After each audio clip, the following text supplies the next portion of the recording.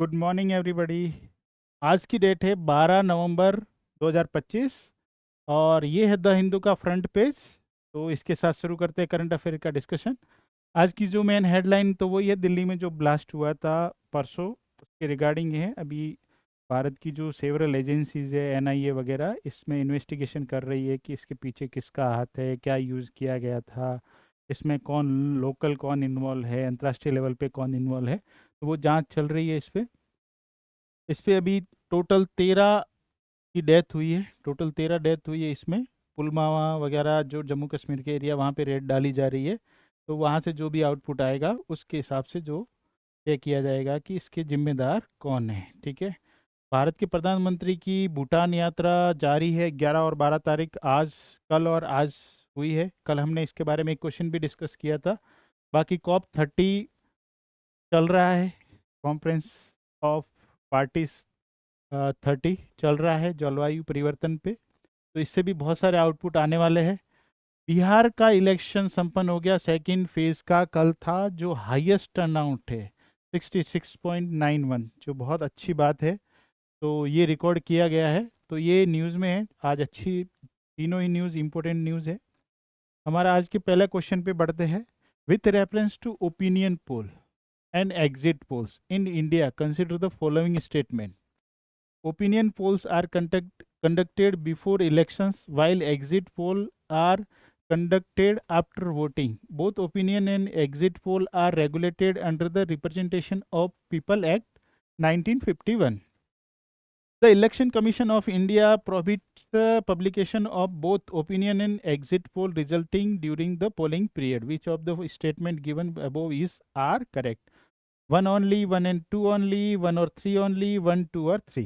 हिंदी में देख लेते हैं। इस भारत में ओपिनियन पोल और एग्जिट पोल के संदर्भ में निम्नलिखित कथनों पर विचार कीजिए। पहला स्टेटमेंट है कि ओपिनियन पोल चुनाव से पहले किए जाते हैं, जबकि एग्जिट पोल मतदान के बाद किए जाते हैं। ओपिनियन पोल और एग्जिट पोल दोनों को जन प्रतिनिधित्व अधिनियम 1951 के तहत विनियमित किया जाता है। चुनाव आयोग मतदान अवधि के दौरान ओपिनियन और एग्जिट पोल दोनों के परिणामों को प्रकाशन पर प्रतिबंध लगा सकता है। कल बिहार का इलेक्शन संपन्न हुआ, उसके बाद एग्जिट पोल, बहुत सारे एग्जिट पोल रिलीज किए गए। तो बहुत सारे एग्जिट पोल के रिलेटेड देखो क्या उन्होंने रिलीज किया है वो तो और जब रिजल्ट आएगा 14 को, उसके बाद क्लियर हो जाएगा कि एग्जिट पोल कितने मीट करते हैं उसको। तो उसमें से अपने को इसके बैकग्राउंड में क्या क्या फैक्ट है वो अपने को देखना जरूरी है। ओपिनियन पोल, आपको पता है ओपिनियन पोल इस टाइम पे नहीं आते जब चुनाव की डेट डिक्लेयर होती है ना इलेक्शन की, उससे भी पहले केंद्रों द्वारा किए जाते हैं। तो ये प्री इलेक्शन सर्वे होते हैं, ठीक है ना, लोगों का मूड जानने के लिए कि आप किस पार्टी को सपोर्ट करते हैं। और हार्डली जैसे कैंपेनिंग वगैरह शुरू करने के बाद ओपिनियन पोल हार्डली हल्का हल्का आइडिया देता है, क्योंकि ये स्टार्टिंग में होते हैं, जिसके बाद बहुत सारी रैलीज वगैरह होती है, बहुत सारे जो वादे वगैरह है, मैनिफेस्टो वगैरह डिक्लेयर किए जाते हैं, तो उसके बाद ट्रेंड चेंज हो सकता है। ठीक है। और ये जो एग्जिट पोल है वो जैसे कल 6:30 बजे रिलीज हुआ था, लगभग 6:30 बजे के बाद एग्जिट पोल आने शुरू हुए थे। तो क्या होता है ना कि 5:30 बजे तक इलेक्शन जो गेट होता है ना, इलेक्शन बूथ वाला, वो बंद हो जाता है। उसके बाद 6:30 तक जो लोग लाइन में रहते हैं उनको जो वोट देने के लिए आए होते हैं वो प्रोसेस कंप्लीट की जाती है। फिर उस प्रोसेस के कंप्लीट होने के बाद ही आप एग्जिट पोल को रिलीज कर सकते हो। एग्जिट पोल कैसे तैयार किया जाता है, जैसे लोग इलेक्शन में वोट करके बाहर आते हैं तो उनसे पूछा जाता है। हार्डली लोग आजकल तो बहुत स्मार्ट हो गए, तो सही से नहीं बताते कि किसको वोट दिया है। आधे लोग बताते भी नहीं, क्योंकि ये खुद के लिए प्राइवेसी होती है। तो ये था। लेकिन जो रेगुलेटरी फ्रेमवर्क क्या है, तो ओपिनियन पोल्स है, उनके लिए कोई रेगुलेशन नहीं है। सिर्फ एमसीसी होती है, मॉडल कोड ऑफ कंडक्ट, उसके दौरान उसको मैनेज करना है। तो वो इलेक्शन कमीशन पे डिपेंड करेगा कि इसको कैसे मैनेज करेंगे। लेकिन ड्यूरिंग इलेक्शन प्रोसेस में इसको रिलीज नहीं किया जाता, दोनों को, एग्जिट पोल और ओपिनियन पोल दोनों को। जो इलेक्शन की प्रोसेस होती है ना, जब तक वोट लास्ट वोट का कास्ट नहीं हो जाता तब तक इसको रिलीज नहीं किया जाता है। हाँ, एग्जिट पोल होते हैं, उनको मैनेज किया जाता है गवर्न बाय सेक्शन 126, धारा 126 ए के तहत। इसकी पीआरए आरपीए की धारा 126 के तहत, रिप्रेजेंटेशन ऑफ पीपल एक्ट 1951 के तहत इसको किया जाता है, गवर्न किया जाता है। और इलेक्शन कमीशन प्रोहिबिट कर सकता है पब्लिकेशन या ब्रॉडकास्ट, जो मैंने बोला कि ड्यूरिंग इलेक्शन फेज में वो रोक सकता है इसकी पब्लिकेशन वगैरह को, एग्जिट पोल, ओपिनियन पोल दोनों के। ठीक है, तो ध्यान रखना, इसलिए न्यूज़ में था, तुमने देख लिया। नेक्स्ट है हमारा, with reference to national investigation agency NIA, consider the following statement. The NIA was established under an act of parliament after 26/11 Mumbai terror attacks. It can investigate offenses across India as well as outside India with permission of central government. The NIA functions under the administrative control of the Ministry of Defense. Which of the statement given above is are correct? One or two only, one or three only, two and three only, one, two or three.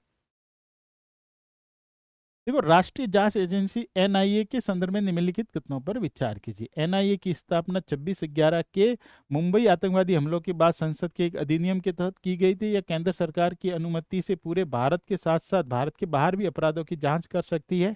NIA गृह मंत्रालय के प्रशासनिक नियंत्रण में कार्य करती है। गृह मंत्रालय नहीं, यहाँ पे सॉरी, रक्षा मंत्रालय होगा।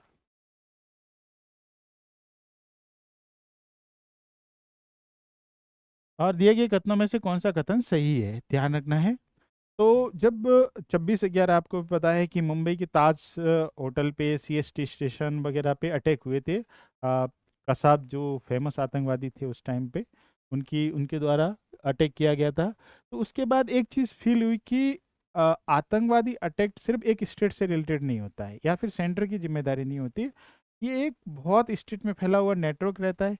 तो एक कोऑर्डिनेशन अच्छा हो, या फिर जहाँ पे भी जांच करनी है, जैसे आतंकवादी जैसे सेंसिटिव मुद्दे पे जांच करने के लिए, फिर स्टेट गवर्नमेंट की परमिशन की रिक्वायरमेंट नहीं होनी चाहिए, क्योंकि ये राष्ट्रीय सुरक्षा से रिलेटेड मामला होता है, नेशनल सिक्योरिटी से।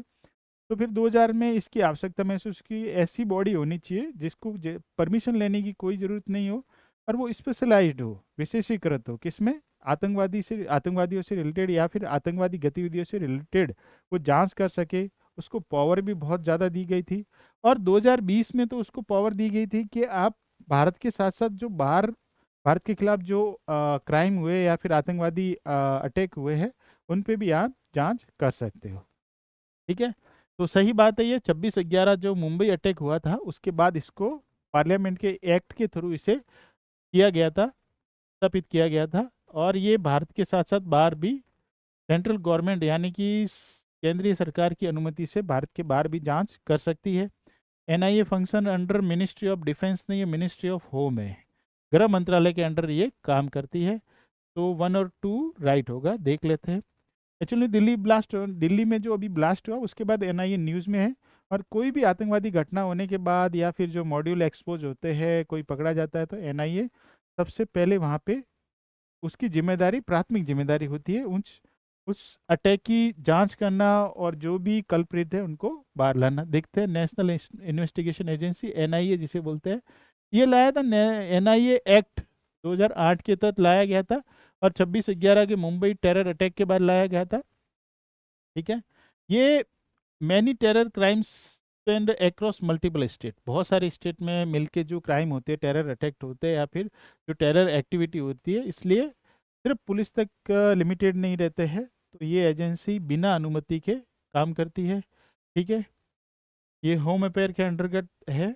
और 2019 में एक एक्ट लाया था, अमेंडमेंट, एनआईए अमेंडमेंट एक्ट 2019 लाया गया था। तो भारत के बाहर भी ये इन्वेस्टिगेट कर सकती है एजेंसी। ठीक है, नेक्स्ट है, अभी न्यूज़ में रहा है, विस्फोट के बाद जो दिल्ली में ब्लास्ट हुआ उसके बाद एक पदार्थ है वो बहुत न्यूज़ में रहा है, अमोनियम नाइट्रेट, जिसका फॉर्मूला रहता है NH4NO3। तो इसके बारे में जान लेते हैं। क्वेश्चन है कि in its pure form it is classified as an explosive under the United Nation classification of dangerous good. It is used both as fertilizer and as a component in commercial explosive. In India, it is manufactured and storage are regulated under the ammonium nitrate rules 2012. Which of the statement given above is are correct? 1 or 2 only, 2 or 3 only, 1 or 3 only, 1, 2 or 3 right है। Ammonium nitrate के संदर्भ में निम्नलिखित कथनों पर विचार कीजिए। अपने शुद्ध रूप में इसे संयुक्त राष्ट्र के खतरनाक माल के वर्गीकरण के अंतर्गत विस्फोटक के रूप में वर्गीकृत किया गया है। इसका उपयोग उर्वरक के रूप में तथा वाणिज्यिक विस्फोटों के घटक के रूप में किया जाता है। भारत में इसका निर्माण एवं भंडारण अमोनियम नाइट्रेट 2012 के तहत विनियमित किया जाता है। तो जो अभी जो संभावना जताई जा रही है दिल्ली ब्लास्ट में, तो इसमें जहाँ पे वो जो यूज किया गया है वो ये है, अमोनियम नाइट्रेट यूज किया गया है। ये एक वैसे सेपरेट शुद्ध रूप से ये एक्सप्लोसिव नहीं होता है। आपने एक बैरूत लेबनान में एक विस्फोट हुआ था बहुत बड़ा, वहाँ पे भी अमोनियम नाइट्रेट स्टोरेज कर रखा था। तो ये शुद्ध रूप में कहीं पे स्टोरेज है कहीं पे है, तो ये एक्सप्लोसिव नहीं होता है, ये ऑक्सीडाइजर होता है, ऑक्सीकारक होता है। अगर इसको फ्यूल के साथ मिलाया जाए तो ये क्या होता है, ऑक्सीडाइजर के रूप में काम करता है और बहुत बड़ी हीट जनरेट करता है, इसलिए एक्सप्लोसिव में ये कन्वर्ट होता है। ठीक है, तो अमोनियम नाइट्रेट इज वाइट, ये जैसे दिख रहा है, वाइट दाने दाने दिख रहे हैं, ये crystalline chemical which is soluble in water. तो ये आपने खेतों में वगैरह यूज़ किया जाता है, तो ये वाटर में घुलनशील है। यूजेस क्या है, commercial explosive used in mining और कंस्ट्रक्शन में, कोई घर गिराना है, कोई अलीगल जो कंस्ट्रक्शन है उसको गिराना, या फिर माइनिंग खनन होती है वहाँ पे विस्फोटक के रूप में यूज़ कर सकते हैं, और इसको फर्टिलाइजर के रूप में यूज़ कर सकते हैं। सबसे ज़्यादा जो प्रॉब्लम हो रही है कि ये अवेलेबिलिटी इसकी आसानी से हो जाती है, क्योंकि ये फर्टिलाइजर के रूप में यूज़ होता है। ठीक है, इसका जो मेन कंपोनेंट होता है जो विस्फोटक होता है वो होता है ANFO, यानी कि अमोनियम नाइट्रेट फ्यूल ऑयल, और फ्यूल ऑयल जुड़ने के बाद ये फिर विस्फोटक हो जाता है। ठीक है, प्योर अमोनियम होता है वो एक्सप्लोसिव नहीं होता, इज क्लासिफाइड एज ऑक्सीडाइजर।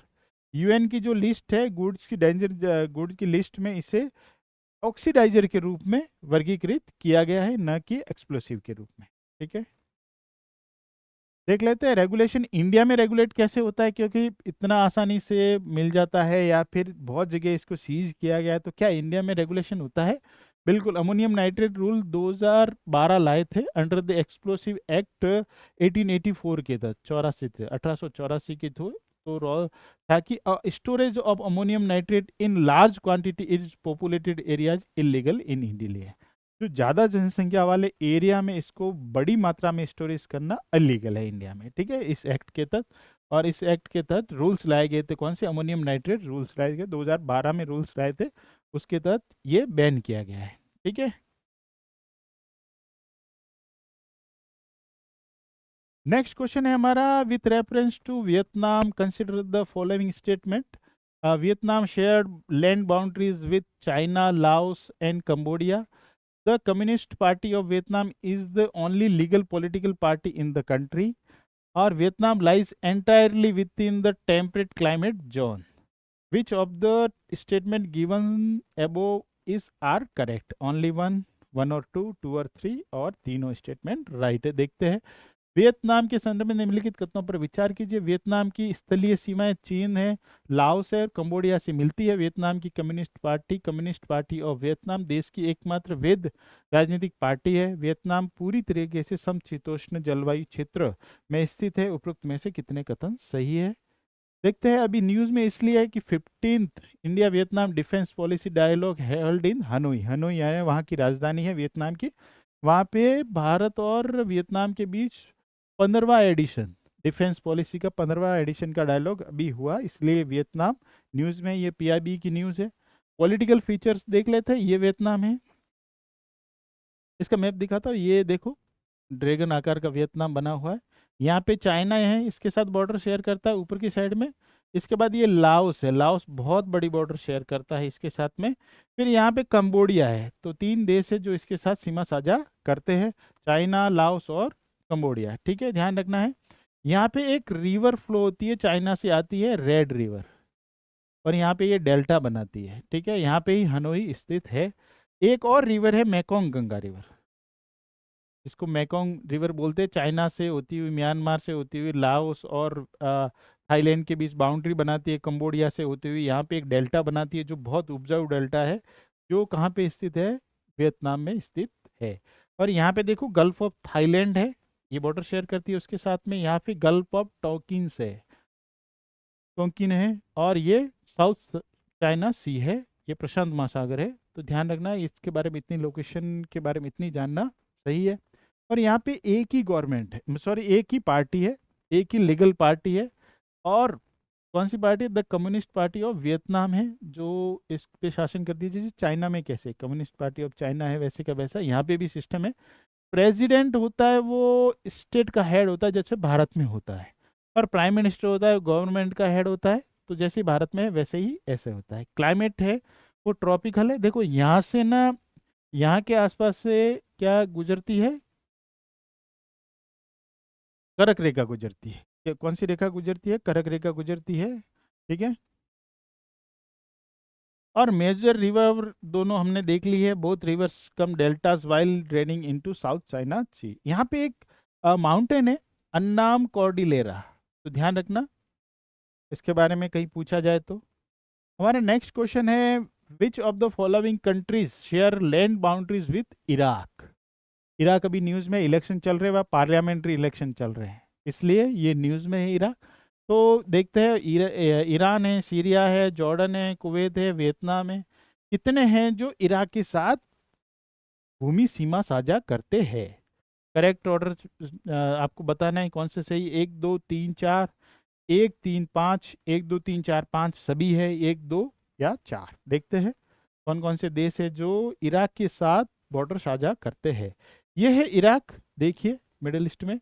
यहाँ पे कुवैत है जो बॉर्डर शेयर करता है इसके साथ में, और ये यहाँ पे पर्शियन गल्फ है, ठीक है, फारस की खाड़ी बोलते हैं जिसे, इसके साथ भी इसकी बॉर्डर लगी हुई है, तो ये लैंडलॉक्ड कंट्री नहीं है।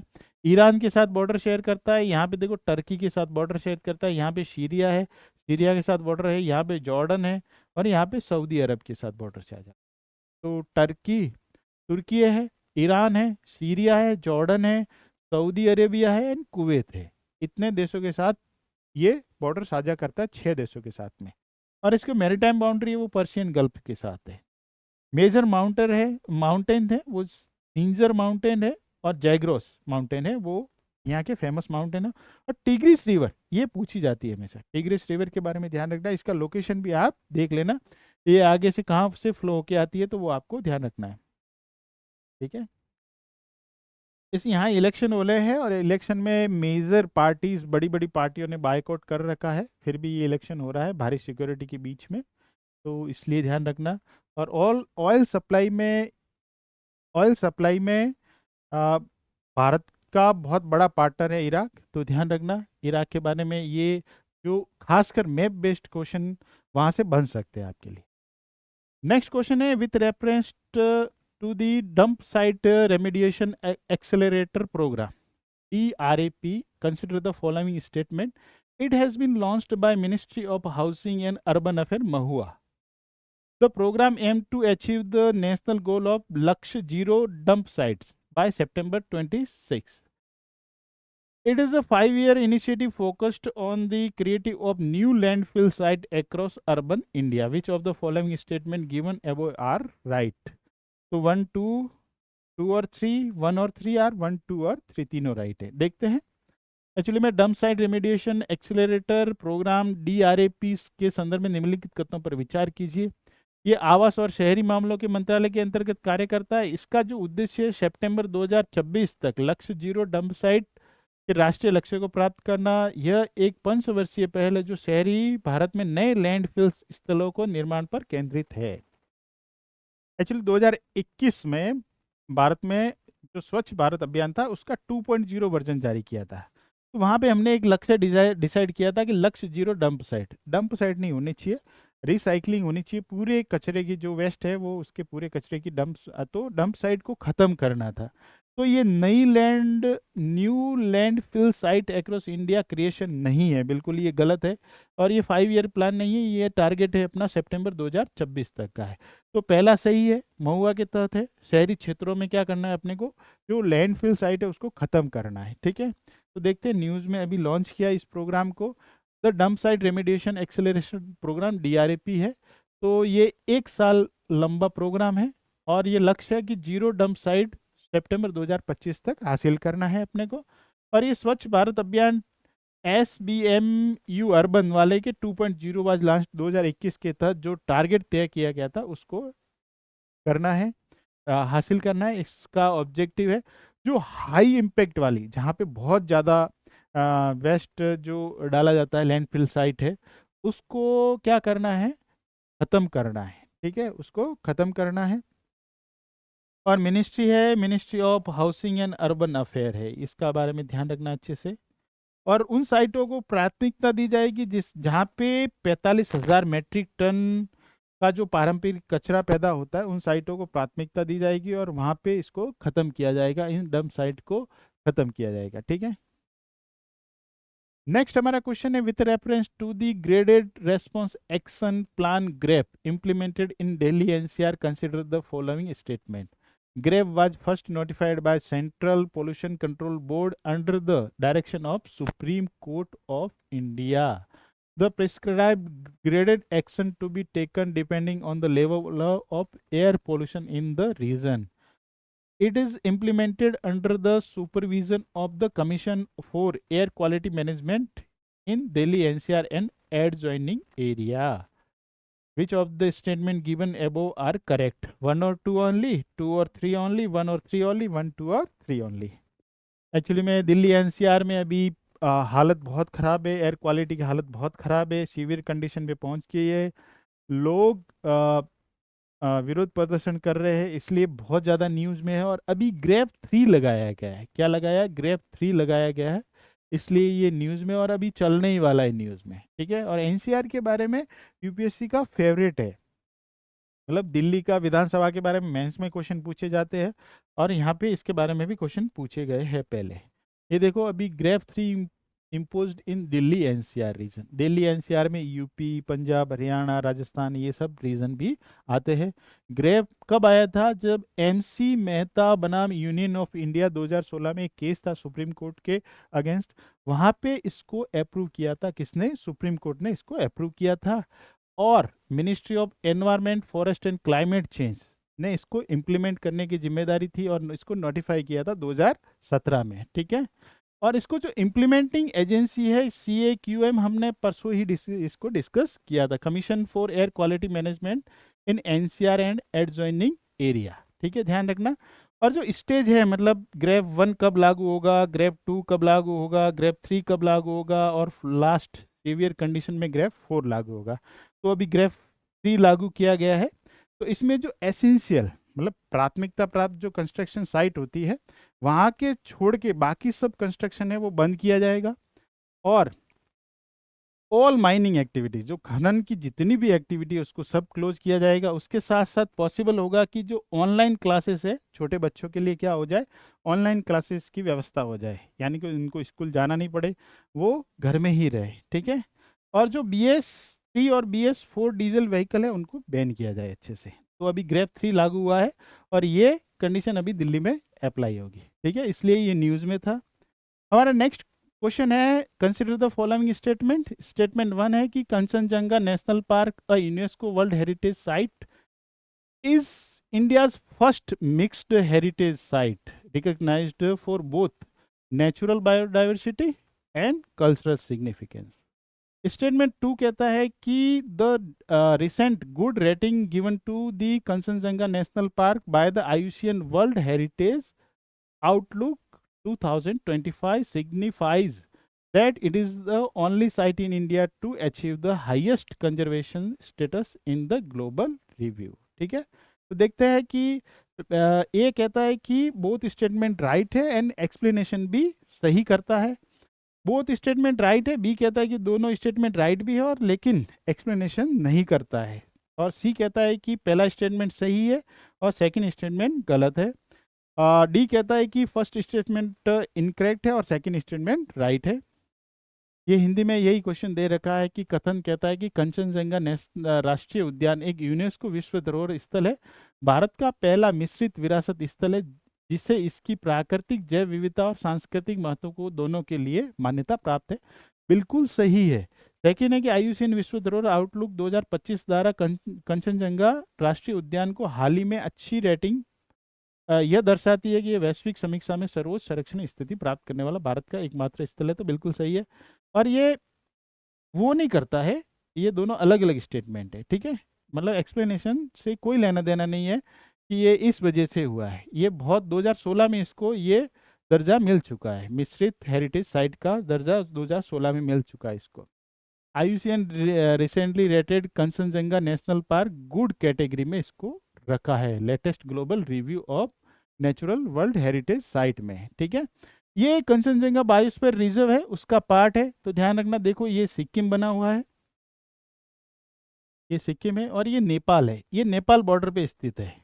ठीक है, कंचनजंगा नेशनल पार्क है वो नेपाल बॉर्डर पे है, और ये मिक्स्ड साइट है, इंडिया की एकमात्र साइट है जिसको mixed UNESCO world heritage site का दर्जा मिला है। यानी ये सांस्कृतिक रूप से भी इम्पोर्टेंट है, और किसके लिए भी है, नेचुरल रूप से यानी प्राकृतिक रूप से भी ये इम्पोर्टेंट है। और ये कंचनजंगा जो पिक है ना, छोटी है, ये विश्व में थर्ड सबसे ऊंची चोटी है। तो इसके बाद इसका ध्यान रखना, सिक्किम नेपाल बॉर्डर पर स्थित है। और ये जो हॉटस्पॉट है, ये जो हिमालयन ग्लोबल बायोडाइवर्सिटी हॉटस्पॉट है उसका एक पार्ट है। और यहाँ पे एक जम्मू ग्लेशियर स्थित है, ध्यान रखना, फैक्ट के रूप में कभी भी मिलान करने के लिए दिया जा सकता है। जम्मू ग्लेशियर वहाँ पे स्थित है। ठीक है, ये एशिया का सबसे लार्जेस्ट बड़ा ग्लेशियर है, तो ध्यान रखना। यहाँ पे लेप्सा ट्राइब लोकेटेड है, तो ध्यान रखना, लेप्सा ट्राइब के बारे में बोल सकते हैं कि आपसे मिलान करवाने के लिए। तो ये कहाँ पे, सिक्किम में स्थित है, इस कंचनजंगा नेशनल पार्क में। ठीक है, हमारा नेक्स्ट क्वेश्चन है 9th वाला, the with reference to the greater flamingo sanctuary Dhanushkodi consider the following statement. It is located at the confluence of the Palk Bay and the gulf of Mannar in Tamil Nadu. ठीक है, देखते हैं। It was notified as a protected bird sanctuary in 2024 by Tamil Nadu Forest Department. Third है कि it has declared under the Wildlife Protection Act 1972, which is restrict any industrial or construction activity in its eco-sensitive zone. Which of the statement given above are correct? 1 or 2 only, 2 or 3 only, 1 or 3 only, 1, 2, 3. Greater flamingo अभ्यारण्य धनुषकोटी के संदर्भ में निम्नलिखित कथनों पर विचार कीजिए। यह तमिलनाडु में पाक खाड़ी और मन्नार की खाड़ी के संगम पर स्थित है। इसे 2024 में तमिलनाडु वन विभाग द्वारा संरक्षित पक्षी अभ्यारण्य के रूप में अधिसूचित किया गया है। इसे वन्यजीव संरक्षण अधिनियम 1972 के तहत घोषित किया गया, जो इसके पारिस्थितिकी संवेदनशील क्षेत्र ESZ में किसी भी औद्योगिक या निर्माण गतिविधि को प्रतिबंधित करता है। तो ये तीनों ही राइट है, बिल्कुल राइट है, कोई इसमें दो राय नहीं है। ठीक है, ये देखते हैं, ये पाक स्टेट है और ये गल्फ ऑफ मन्नार है, तो यहाँ पे स्थित है ये। ठीक है, ध्यान रखना, ग्रेटर फ्लेमिंगो सेंचुरी, और टाइप है protected bird century notified by Tamil Nadu forest department, जो वन विभाग है वहाँ का उन्होंने नोटिफाई किया है बर्ड सेंचुरी के रूप में। ठीक है, पक्षी अभ्यारण्य के रूप में, और ये सिचुएटेड है यहाँ पे, आपने देखा, पाक खाड़ी और गल्फ ऑफ मन्नार, जो मन्नार खाड़ी है वो के बीच में स्थित है।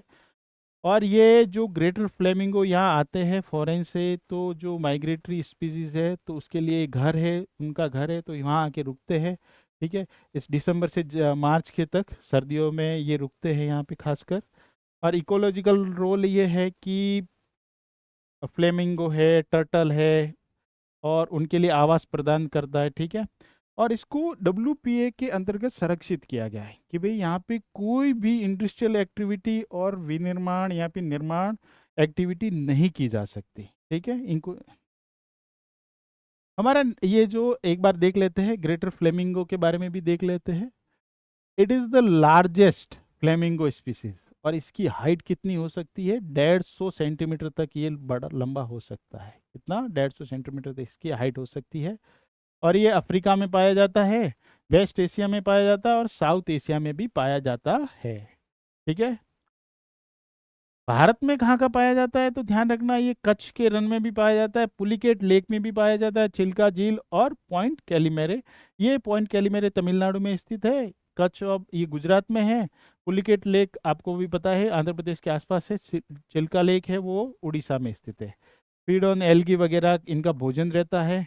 और ये IUCN में लिस्ट कंसर्न है, ध्यान रखना, कई एंडेंजर्ड, वल्नरेबल या फिर कुछ और बोला जाए, ये कौन सा है, लिस्ट कंसर्न है, और WPA में 4 में स्थित है, शेड्यूल 4 में स्थित है। ठीक है, ध्यान रखना। हमारा नेक्स्ट क्वेश्चन है, आज का लास्ट क्वेश्चन है, with reference to the CAG's newly approved central revenue audit CRA and central expenditure audit CEA cadre, which of the following is the intended primary benefit of this reform? ये कहता है कि providing A clear separation of audit function between union and state, कि भाई union और जो state है, राज्य और केंद्र है, उसका सेपरेट क्या करना, ऑडिट करना। नेक्स्ट है कि eliminating the need for the CAG reports to be examined by the public account committee. ठीक है, तो इसको एलिमिनेट करना है। जो पब्लिक अकाउंट कमेटी है वो एग्जामाइन करती है इसकी रिपोर्ट, CAG की रिपोर्ट, उसको एलिमिनेट करना। या फिर consolidating dispersed cadre control to develop domain expertise and improve audit quality of central government finances, ensuring ये कहता है कि ensuring that all staff of the Indian audit and account department IA and AD are placed under all India transfer liability. Hindi में पढ़ लेते हैं। CAG के नव अनुमोदित केंद्रीय राजस्व सेवा परीक्षा CRA और केंद्रीय व्यय लेखा परीक्षा CEA संवर्गों के संदर्भ में निम्नलिखित कथनों में से कौन सा सुधार का इच्छित प्राथमिक लाभ है? संघ और राज्य सरकारों के बीच लेखा परीक्षा कार्यों का स्पष्ट पृथक्करण करना, CAG की रिपोर्टों की लोक लेखा समिति द्वारा जांच की आवश्यकता को समाप्त करना, डोमेन विशेषज्ञता विकसित करने और केंद्र सरकार के वित्त की लेखा परीक्षा गुणवत्ता में सुधार करने के लिए बिखरे हुए कैडर नियंत्रित करना, यह सुनिश्चित करना कि भारतीय लेखा परीक्षा एवं लेखा विभाग के सभी कर्मचारियों को अखिल भारतीय स्थानांतरण दायित्व के अंतर्गत रखा गया है। अच्छा, ऐसा कदम उठाया गया तो कुछ प्रोग्रेसिव ही होगा। ठीक है, तो आप ऐसे ये स्टेटमेंट पढ़ के भी, आप ऑप्शन पढ़ के भी इसको एलिमिनेट कर सकते हैं। मतलब ये तो ज़्यादा ही एक्सट्रीम हो गया कि संघ और सरकारों के बीच लेखा परीक्षा के कार्यों का स्पष्ट पृथक्करण करना। हाँ, ये हो सकता है, सी वाला ऑप्शन हो सकता है कि डोमेन जो एक्सपर्टीज है, विशेषज्ञता, खास पर्टिकुलर एरिया में अगर विशेषज्ञता हो जाए तो इस ऑडिट के काम में क्या हो सकता है, आ सकती है, क्वालिटी आ सकती है। The CAG plans to reconstruct its Indian audit and account department by creating 2 new cadre. 2 new cadre बनाए, कौन कौन से? The central revenue audit CRA and central expenditure audit. ठीक है, ये दोनों ही क्या काम रहता है? CRA का काम रहता है कि सेंट्रल रेवेन्यू ऑडिट है, वो क्या काम, केंद्र सरकार की जो रिसिप्ट और रेवेन्यू है उसको मैनेज करना, उसका ऑडिट करना। और दूसरा सेंट्रल एक्सपेंडिचर ऑडिट है, जो मंत्रालय और विभाग है ना, उनके डिपार्टमेंट का ऑडिट करना, जो एक्सपेंडिचर है उनसे रिलेटेड उनका ऑडिट करना। तो ध्यान रखना, ये सेंट्रल गवर्नमेंट के रिसिप्ट और रेवेन्यू के बारे में है। दूसरा है कि मंत्रालय और डिपार्टमेंट में क्या क्या खर्चा हुआ है, क्या क्या एक्सपेंडिचर है उनका, उसका ऑडिट करना। ठीक है, थोड़ा CAG के बारे में देख लेते। बहुत इंपॉर्टेंट बॉडी है, कॉन्स्टिट्यूशनल बॉडी है, संवैधानिक बॉडी है, क्योंकि इसको आर्टिकल 148 से लेकर 151 तक इसको डिस्क्राइब किया गया है। ये CAG जैसे 148 कहता है कि एक भारत में एक CAG होना चाहिए। दूसरा है CAG की ऑडिट और पावर क्या है, किसको ऑडिट करेगा, उसकी शक्तियाँ क्या है 149 में। 115 में उसको गवर्नमेंट के अकाउंट कौन कौन से है जिनको ऑडिट करेगा। 151 में है deals with audit report submission to president और गवर्नर को सबमिट करेगा, उसके बारे में 151 में दे रखा है। अपॉइंटमेंट CAG का कौन करता है? राष्ट्रपति करता है। और जो टेन्योर रहता है वो, उसका टेन्योर कितने साल का रहता है? 6 साल का, या फिर एज जो भी 65 एज हो जाए उस तक रहता है। ठीक है, उसको ऐसे ही हटाया जा सकता है जैसे सुप्रीम कोर्ट के जज वगैरह को हटाया जाता है, जिसमें लगभग 100 लोकसभा से और 50 राज्यसभा से अगर मेंबर लिख के दे तो फिर वहाँ पे क्या किया जाता है, महाभियोग जैसी एक प्रक्रिया अपनाई जाती है, और वो सफल होती है तो उसके बाद राष्ट्रपति उसको पद से हटा सकता है। ये किया जाता है उसके बारे में। तो इतने फैक्ट CAG के बारे में सफिशिएंट है। तो थैंक यू, आज के लिए इतना ही। हमने 10 क्वेश्चन और 10 टॉपिक डिस्कस किए अच्छे से, और इसकी जो PDF है वो आपको मिल जाएगी टेलीग्राम चैनल पे, तो आप उस टेलीग्राम चैनल को ज्वाइन कर सकते हैं। थैंक यू, धन्यवाद।